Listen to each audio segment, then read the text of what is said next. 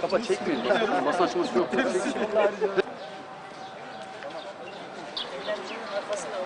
Mersin Valiliği'nin yayınladığı bir genelge ile resmi olarak kendi kurum ve kuruluşlarında çalışacak olan başörtülü personelin başörtülü olarak çalışmayacağına dair bir genelge yayınlamıştı dün. Bu genelgeye ilişkin bir basın açıklaması yapacaktık, itirazımızı içeren. Ancak dün akşam ve bu sabah itibariyle AK Parti Genel Merkezi'nden yapılan açıklama ile Mersin Valiliği'nin yaptığı bu genelgenin eski bir genelge olduğu ve şu an yürürlüğe konulduğu, dolayısıyla AKP hükümetinin buna ilişkin herhangi bir karar almadığı ve bu genelgenin Türkiye genelinde herhangi bir geçerliliğinin olmadığı bildirildi bize. Bu yüzden basın açıklamamızı yapmayacağız. Ancak sözel olarak şunu ifade etmek istiyoruz. Mersin Valiliği'nin ortaya koyduğu bu genelge, genel olarak karar alınmazken bu yasa meşru hale getirme çabasından ötürü valilik hakkında bir an evvel soruşturma açılması gerektiği kanaatindeyiz.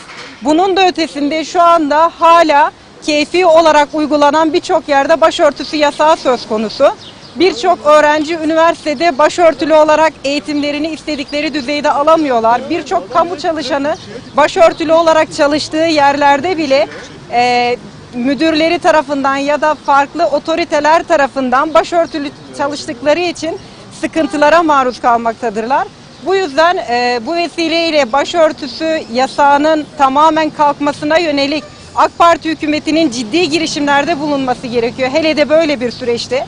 Bir taraftan demokratikleşmeye yönelik adımlar atacaksınız. Bir taraftan hala yasalarla güvence altına alınmayan bir başörtüsü serbestlisi var. Çünkü yarın hükümet değiştiğinde, başka bir hükümet geldiğinde yine aynı şekilde biz başörtüsü yasağıyla birebir karşı karşıya kalacağız. Ve hiçbir anayasal güvencemiz yok. AK Parti hükümeti bu süreç içerisinde bu meseleyi ciddi olarak gündemine almalı ve hele anayasanın tartışıldığı şu dönemde başörtüsü serbestlisinin anayasal bir güvence altına alınması gerekmektedir. Teşekkür ediyorum.